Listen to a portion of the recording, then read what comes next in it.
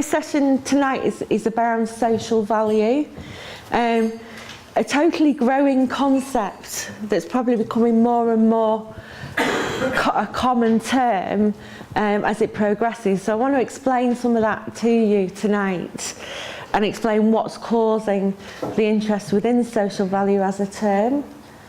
And unfortunately, social values like trying to nail jelly into the wall, pretty much like the term social enterprise. So we're going to have a similar issue with social value as we do with social enterprise. So different perspectives of social enterprise, of social value that's out there at the moment. So the biggest thing driving social value at the moment is the Public Services Social Value Act, which came into place in 2012, she mentioned. Okay, so what the Public Services Social Value Act says is that it requires public authorities to have a regard to economic, social and environmental well-being in connection with public services contracts and for connected purposes.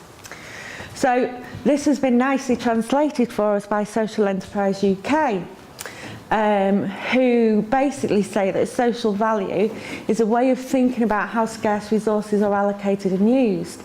It involves looking beyond the price of each individual contract and looking at what the collective benefit to a community is when a public body chooses to award a contract. Social value asks the question, if £1 is spent on the delivery of services, can that same pound be also used to produce a wider benefit to the community?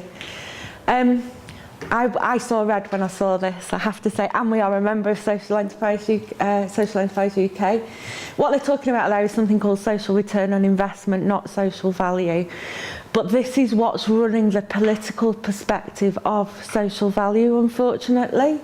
And I'll go on to talk more about that later on in the workshop. That specifically links to public service commissioning. Okay, then there's the stakeholder perspective. So what this says is it's about measuring the outcomes of a particular project or organisation. In theory, it's an attempt to measure what is valued and therefore prioritised by different stakeholders. There seems to be a recognition that value is subjective and requires discussion between different stakeholders and agreement on what is to be valued in particular circumstances. So this one's saying that it's about what stakeholders value, and social value is a relative importance of changes that occur to stakeholders. So this perspective is saying, you know, those who have a stake in the organisation, what do they value? Okay, then we've got the value perspective, which is what we believe in. What's this saying here is that the regard that something is held to deserve, the importance, worth or usefulness of something. Value only exists by comparison. It is unfortunately relative. This is where we start to try and nail jelly to a piece of wall. Okay? Value is a way of thinking about relative importance, the relative worth of different things. To have meaning for something to be social value, it has to be different in other sorts of value. For some it means societal value, or value to society, or in general, of value to people in society. This is one that people tend to avoid because they can't nail it down. If I was to ask everybody in this room what you value, everything would be different. So how can we say that social value is a defined thing? Because society is made up of lots of people with all their own values. So, how is social value created? As an organisation, you do something, you produce an outcome. From that outcome arrives social impact. So we can say, for example, we could give a statement to say the outcome of holding an event is that 150 people turned up, and that would be an outcome. But that's not going to tell us anything. The impact of that outcome then says, out of the 100 people, 50 people were involved within the event and also gained confidence from that. So that's going to tell us the impact that's made, but it still doesn't give us the worth. Okay, so what we're actually looking for is, okay, well, how's that changed their lives? And that's where we start to see the worth of your outcomes. At the moment, in terms of monitoring projects, social projects, most places are at social impact. We've moved from outcomes, although saying that some funders are still outcomes based, and contracts from the councils are very outcomes based. Tick boxes, you know, you've seen 5 people, you've provided this. You know, they don't tell us exactly what's gained from delivering that. How do we account for social value? So it's great that we're producing all this social value, but how do we capture it and put it down in writing? Traditionally, you've seen all sorts of things that are reporting social value, and the words that tend to be linked with it tend to be social audit, social responsibility accounting, social statement, corporate social responsibility, values reports and ethical statements. Probably the best report that I've ever actually seen is the Co-ops report. They do a sustainability report, but they have a team of 4 full-time people that do it for them, and they do it all year. But it's fascinating. If you can actually go onto their website and request a copy. Really good report. So what does social accounting mean? Basically, it has 3 elements in any basic format. The first thing is the accounting entity. What are you going to account for? So we need to know that first, otherwise we're in a bit of the dark. The account itself, and then the intended recipient, so who's it for? And so how social accounting happened? How have we got to this place we are today? Still relatively new. It started in the 1970s, where we started to hold companies to account. A very famous case with Shell Chemicals, where the community started to say, what are you doing to the environment? And that was the first time really society had, in an official way, held a company to account, and they had to produce a report that answered that. So a lot of CSR things came out of that. So companies started to develop corporate social responsibility reporting as a way of answering what they're doing within their community as a positive aspect of that. In the 1980s, we became really obsessed with employee relations. And we started to see a lot of reports around how are you treating your employees. This is when HR really sort of took hold. And we started to see things like investing in people, lots of HR systems coming in, human resources. In the 1990s, it went very much over to the environment. So we had a lot of systems like AA1000, which is an environmental accounting system, where organisations actually did, there's also an ISO related to this, where they were pressured to account for the result of what they do to the environment, which is still very much in place today. In the year 2000, we started to talk about, hang on a minute, it's not just all about making money here. There is a triple bottom line here, and organisations started to report not just their financial accounts, they started to report their social accounts and their environmental accounts. So you probably will still hear the term triple bottom line accounting, which is what that relates to. However, we've moved forward within the last 15 years.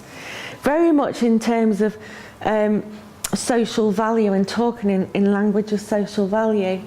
And over the last 15 years, there's been various different types of accounting systems come in place to account for social value. And as I said before, the biggest driver of that more recently is the Public Services Social Value Act. So why would you want to account for your social value?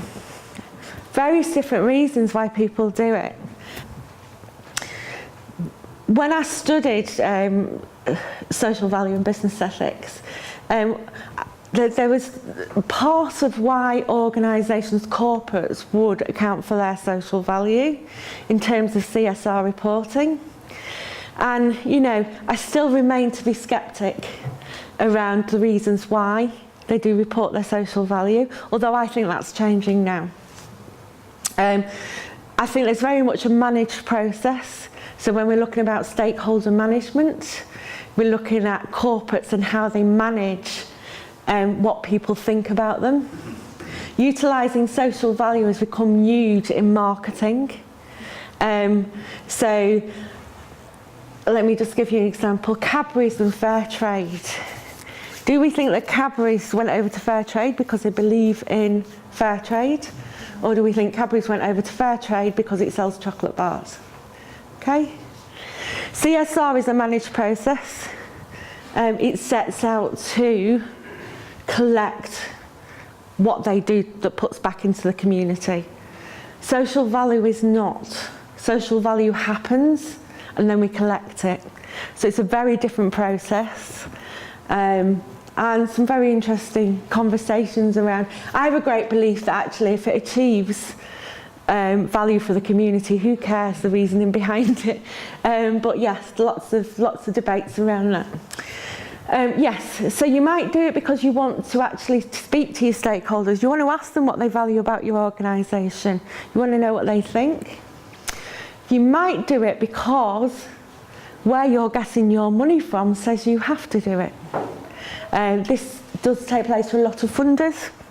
So funders usually now are moving towards you having to do a social value report as part of your work that you do that provides actually the value of what their funding has done. So some organisations have to do a social value report in order to get further funding. Legitimacy, huge thing with accounting. And again, organisations will do a social account from the point of legitimacy, transparency and accountability. Very much sort of like the charity SORP reports, so basically accounting for where they've used public money. Income generation, huge one. If you tell people what you do, then and they like what you do, they will give you money. I'll go on to that a bit in a second. Organisational development. We know people that do social accounting so they can improve their organisation, especially when you're talking to all stakeholders within the organisation. Biggest thing that we've found is that it promotes accountability and trust. Selecting the most suitable approach to measuring social impact. Note that I say social impact, not social value. Most of the accounting frameworks that are out there measure social impact. Okay? However, is it just one that we need to use or do we need to use a few? Okay, so social return on investment. Social return on investment is probably the most common method for accounting for social value. It goes straight back to that initial statement from Social Enterprise UK that it's about working out the pound and the value in a pound. So, social return on investment is a way to measure and account for the impact you create through your products and services. It places an economic value to each of the social impacts and demonstrates cost savings. The result forms a ratio of total benefits. So it will give you a ratio, for example, of for every pound you invest in this organisation, it's worth £4 worth of value. So how does that work? I'll explain that in plain English.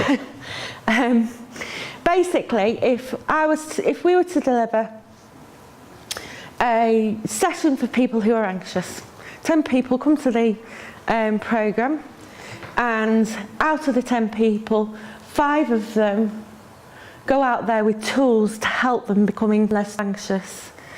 We need to then ask them what has changed as a result of you coming to get those tools, and they will turn around and maybe say, I don't go to the doctors as much. So what we know is that that's one less doctor's visit.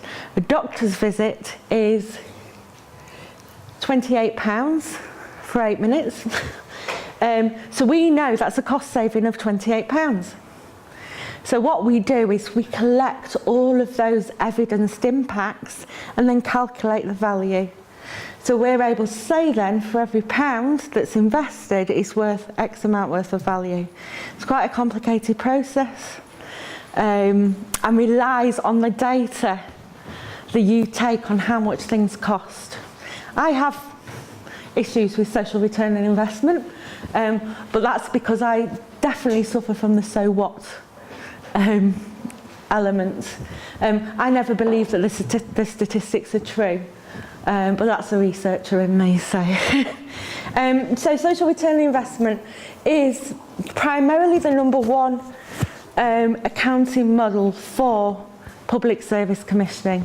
Reason being is that the Department of Health funded the model hugely about 7 years ago, in a view for it being the model that would measure any public service. And then they realised that it costs a lot of money to do. An average social return on investment report on one project will cost you £30,000. If you can imagine all the indicators that come out of it, all those things that happen, and then you've got to calculate it, but actually you're going to go and speak to the people to say what has happened and how's that changed your life. That's a lot of work that needs going into it. So yeah, it can be very costly. So the Department of Health dropped it. But there are some really good initial social return on investment reports, and you can actually, if you wanted to have a look at social return on investment, the best places to go to is the SROI network. My husband and the fellow director of Make It Happen actually passes all SROI reports internationally. So you can actually go on there, you can see the methodology, but be prepared for a totally different language. Okay? One of the problems with social accounting is that they've developed their own language. So unless you go on the first page, it's like, what are they talking about? They talk about things like materiality of data, theory of change, lots of different things. But yeah, you can actually see some of the reports, and they have to put them online. It's part of their requirement. Okay, local area benefit. This is a framework called LM3, the local multiplier effect. The local multiplier effect looks at income retained within an economy. It chases the pound. So it looks at what you've done to increase the economy within the local area. So if you've provided jobs, or if you've provided training to enable people to get jobs, it looks at where they spend their money. So by providing them with a salary, they will go to local shops, spend it in local shops. Where do they spend the money? And it has a ripple effect, by which you can actually then quantify how much money is retained within the local economy. Very, very useful when engaging with councils. They absolutely love that. Next one is Wellbeing. Have people heard of the Wellbeing Star? Yeah? This is an outcomes-based tool, so it doesn't even go to impact, but it's really, really useful on starting doing something from the start. The Wellbeing Star is based on the theory of change. What that means is, in theory, what has changed. Okay? So it says, okay, this is where people start when they come here. So they have a star, and on each element of the star, it will have an aspect. So it might have improved physical health, mental health, exercise, etc. And they rate themselves between 0 and 10 where they fit on there at the beginning. They then engage with you, and you do it at the end, and the rating changes. So it physically proves that things have changed. It doesn't say what though, but it's a very, very useful tool for mapping well-being. And this is our own. This is something we've developed called Measuring the Social Contract. The social contract is a hidden contract that we have. Everybody in society has a perception of how we expect society to behave. Okay? You don't know that, you can't know that, because everyone has different values and different moral compasses. However, if you break that social contract, you do know about it. So I'll just give you some examples. Primark, usual one, linked with sweatshops. Yeah? The minute that hits the media, people will boycott Primark. MPs' expenses. The minute it hits the media, people don't trust MPs. Okay? That's a social contract. It's how we expect people to behave. We realised that when working with organisations, the biggest thing that enabled an organisation to achieve social value was trust that they had within society. We started to see a formulation as we started to collect case studies on how we could measure that trust. And we use this in terms of looking at partnership value. So we can quantify how an organisation will be more successful because of the trust they have in society. And it could make a huge difference. And we know it does. And we developed this in defence of a social enterprise client that we had that lost their contract with the NHS. They gave the contract to a new organisation and it didn't work. Why didn't it work? Because the trust wasn't there. It was a breastfeeding support organisation. They built up a trust and a reputation within the UK that people trusted, and when somebody else came in, they just would not engage with them. So a huge point of measuring social value is around the trust. It is qualitative research, because a lot of things you can't pin down with it. It follows the service user's journey. So we look at case studies and look at how the experience that service user has had. And then we can pick out outcomes and value from that journey, and find out how things have changed for them based on the trust that they have in the organisation that's delivering. A lot of it's around testimonials and quotes as well. So when we do a report, we have those quotes in there that come out in terms of measuring that trust. So what's the main element of social accounting? How can you do it without having to spend lots of money going to these organisations that in some cases charge you £30,000 to do a report? The biggest and the most centric part of social accounting is this theory of change. In theory, what has changed? And that's what we're looking at. It's the change that people experience. I just want to show you an example of what we produce before I go any further, just to give you an example of what that looks like. So when we do a social value report, which could be around 80 pages long, we produce these infographics because obviously the organisation is not going to go, here's an 80-page report. We pull out the key things from the report. This is done for one of our clients, which is a primary care trust, or was. He's now a community interest company. And it was looking at their volunteering programme. So the aim of the volunteering programme is here, around putting back into the community and social value. The first stage of work that we went out was to look at that outcome. What are people saying? Straight away. And so people, we went out and we talked to around 100 stakeholders. So we mapped all the stakeholders and we said, what does this volunteering programme mean to you? And so you can see here, biggest things: feel valued, improved independence, reduced loneliness, develop friendships, etc. So we mapped that. And then here's where the figures come in. So this here is the social return and investment figure. So their volunteering scheme provides £5.15 for every £1 invested. They reduce 120 inpatient bed nights, which is a total of £30,000.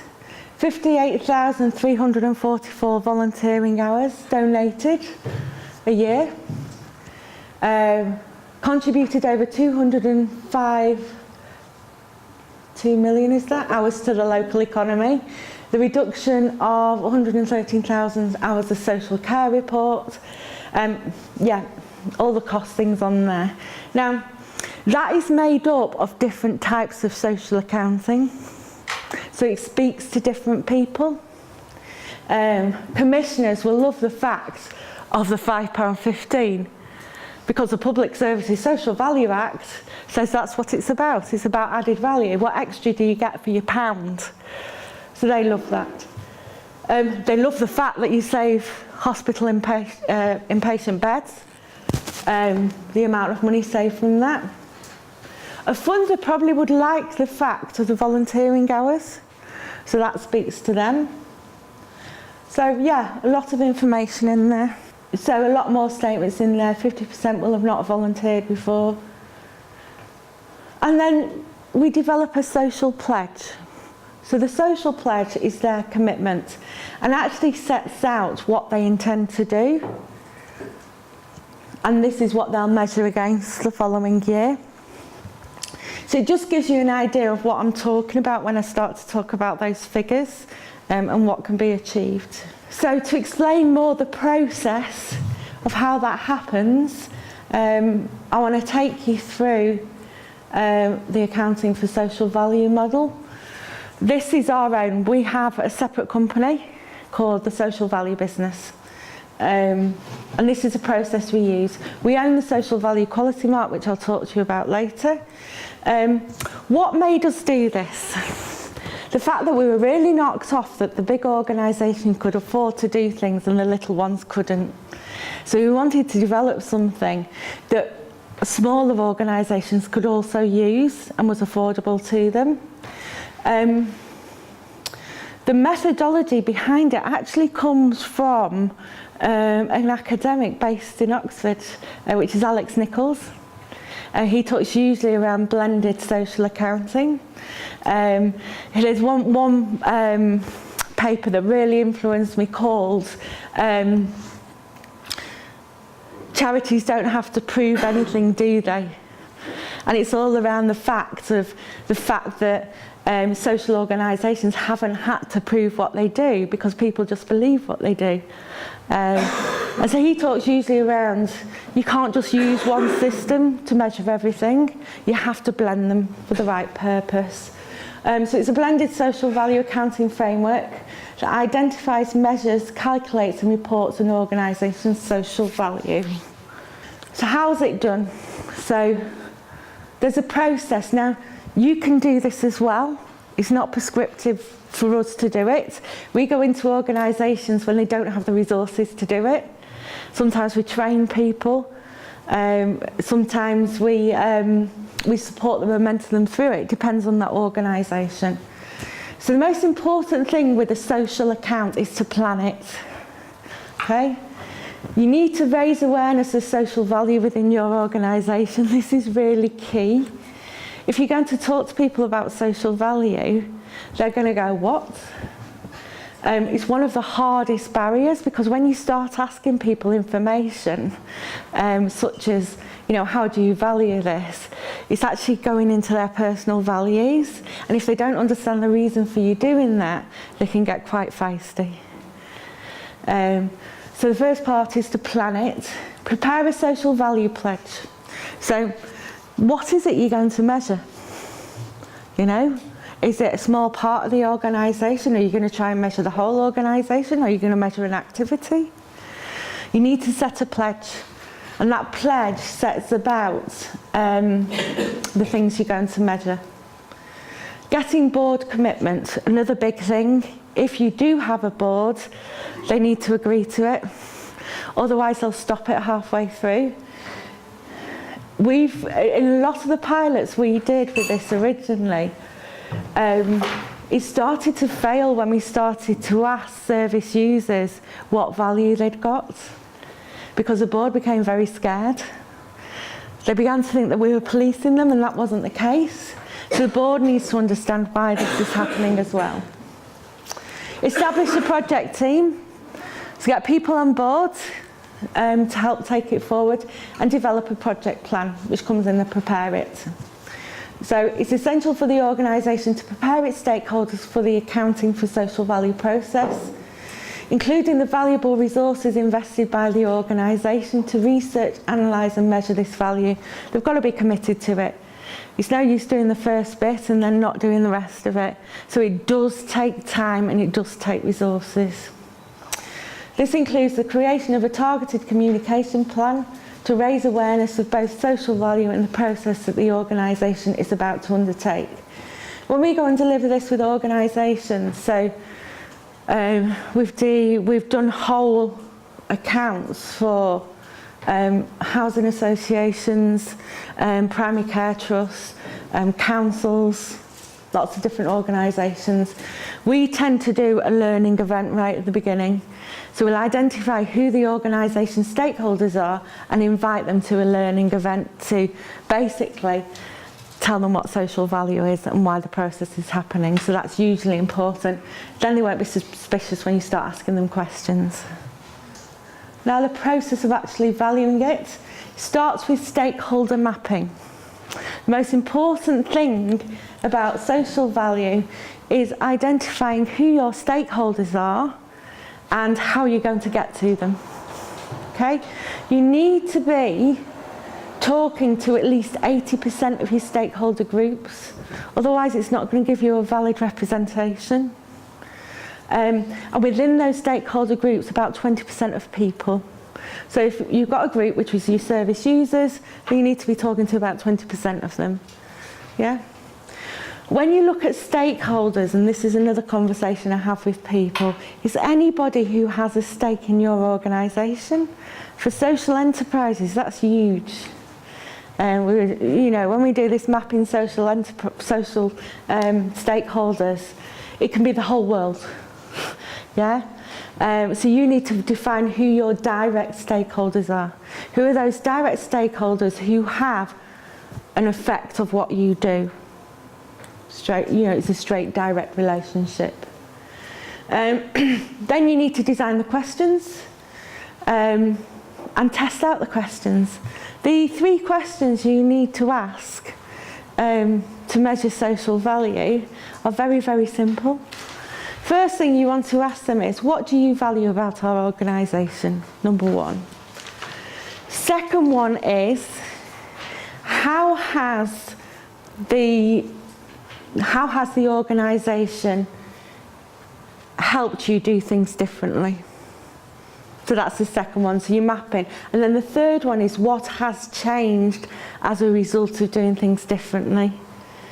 That's all you need to ask those 3 questions, yeah? Okay? So decide on how you're going to engage with your stakeholders. So we've got these 3 questions. We know we're going to ask these 3 questions, but how do we get to our stakeholders? Okay, different ways you can. One-to-one interviews, focus groups, electronic surveys. However, be very careful and choose the right method for the right group. For example, if you have a commissioner, they're not going to take it nicely if you send them an electronic survey. Yeah? You couldn't possibly sit down with all your service users if you've got maybe 140 and do one-to-one interviews. So it's about thinking about the most appropriate method that's going to give you those results. When you analyse your findings, so they come back, you start to see commonalities within the responses. That's when you can start to develop those indicators. They're called key value indicators. And those are key statements that will develop your pledge. So you may see that, oh, right, okay, out of all these stakeholders, 10 of them have said that they develop confidence. Okay, so that's a key thing that you need to communicate. The next stage is to prove it. So how do we say that's legitimate? That means that the research you do is available to everybody. Hide nothing, because if you do try, people will find it. So your account must be comprehensive. This is where we start to look at what they call materiality of data. So how robust is that data? How legitimate is that data? With a social account, you should be able to go to anywhere and be able to say, oh, that's where they've got that information from. Okay? So let's prove it. Calculate it. Depending on which way you want to calculate it, it's entirely up to you. Social return on investment is quite easy to do yourself. There is a bank of indicators. Very, very useful information, this, if you're writing funding bids, by the way. You can actually go on this data bank and find out what things cost. And it's growing by the day. It's actually, if you Google SROI Wiki, you will find that database.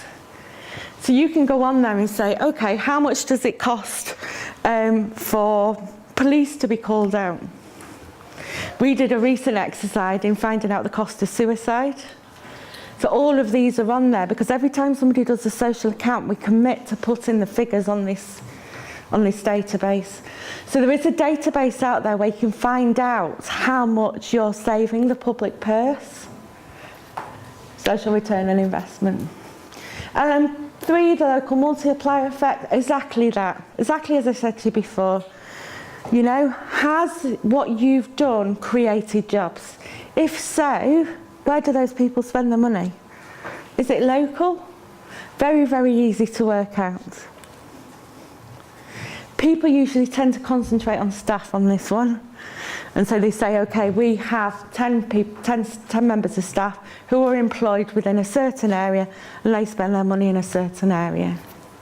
Okay, wellbeing outcomes, like I say, get into the process of measuring how people feel before a programme of intervention and how afterwards. So those questions again, what has changed for you? You can build up a very, very simple social account from that start, from that process. Then it's around reporting it. Okay? People usually aren't going to be interested in a big report that you've done, apart from people like me that get suspicious.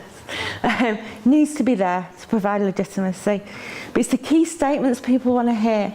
The things that I put on there before, those key marketing statements. If you're able to tell somebody on the street, you're trying to attract donations, for example, and you tell people, if you give me £1, that will result in £5.15's worth of value. Social value is hugely important for income generation. Yeah? So you need to start communicating in that way. The verifying it is a process that I'll talk about in a minute. We wanted to be able to offer something to organisations at a very low cost. We developed the social value quality mark, and there's 4 different levels. So level 1 here is just about creating a social value pledge, and a simple way to measure against it. It costs £150 to get. And we help you write the social value pledge. On the other side, just to tell you what the value of this is that we're working with many councils and CCGs to recognise this. Birmingham City Council we worked with on their social value charter. Every tender that they put out has a 20% weighting on social value, and they recognise the quality mark as that now. Shelter have taken it on nationwide, so we're working with Shelter. Serena that we work with got a £65 million contract based on doing this. So on the other side, we're raising awareness of this. The other thing is, why it's hugely important now, is CSR. So CSR reporting in December this year became mandatory through European ruling and for large organisations. So it's starting to change where companies will have to also monitor their social value. So this is why we're seeing so much interest in it. Housing associations, we've got 8 of them we work with, or as you said about Johnson & Johnson, housing associations are developing social enterprise or social value supplier chains. they're not behind the door. If they can get their social value from you, that helps with them putting in a contract. So I've now actually heard in the past couple of weeks statements like, such and such council won't engage with us unless we produce social value. Because it's a law now. And the easy way to do it is to engage with you that produces social value. But you've got to be clever about talking about your social value for them to engage with you. So yeah, a lot of housing associations, in terms of supplier chains, are looking at number one, how they can invest in their communities to develop social enterprise so they can then buy them in as suppliers. Or they're looking at existing services such as gardening contracts where they can actually engage a social enterprise. So, you know, by doing that, that social enterprise may actually recruit people who otherwise wouldn't get a job. So the social value is huge from that. And interesting to see, I've not heard about private companies, but that makes sense. You know, if you're looking at a competitive tender, and we haven't seen the bulk of that yet, April 2016, almost every public service will go out to tender. And it's any qualified provider. So if you're putting in for a contract, you could be putting it in against another social enterprise, a private company, a charity. If you can legitimately talk about the social value you produce, that gives you the USP, the unique selling point against other organisations. Councils now this year have had to develop social value charters. We helped Birmingham with theirs. But that again is going to become a huge process. It's held right at the top of any services. In a way, it's kind of joyous that that's happening because, you know, the usual problem with councils and local authorities engaging services is it's always been around cost. We're starting to see a change from a cost economy to a value economy, which is really interesting. So, yeah, a lot of things are changing. Okay. So level one, yeah, that's a social value pledge. Level two is a prediction. So we can actually predict the value that a project will have. That is really useful if you're putting in a funding bid, because that will make around 60% difference of whether you get the funding or not. It's huge. Okay. So a social value prediction predicts, by doing this, we're going to make this change in social value. Level three is a light social value quality mark. That's where you actually measure a project. Okay? We were very, very interested that organisations out there will only do a social value report on a tiny thing and then claim it for the whole organisation, which isn't fair. So this is just a project, so people know that it's only a project that's been measured. And the full one is where you've got it completely in the organisation. As I explained, the one with Serona that won the contract, they had it in the whole of the organisation. So the organisation had a framework which was developed over a year period. And that's what Shelter's having as well. How do you get them independently verified? It's independently verified by SROI, so it's got that badge on it. So we work with, so it's the SROI network that we work with and the Social Audit Network, which is another form of, so we work with those, so it's independently verified. Yeah. So yeah, it's, the interesting thing with this, I think it really has come to highlight, that it's based on the number of stakeholders you have. So if you're a small organisation, it's cheaper to do this because of the number of stakeholders you'll have at that point. For a larger organisation, it's more expensive. It's easier for small organisations to get this one. So it's an interesting process. So I'll just give you an idea of cost. So £150 for level one.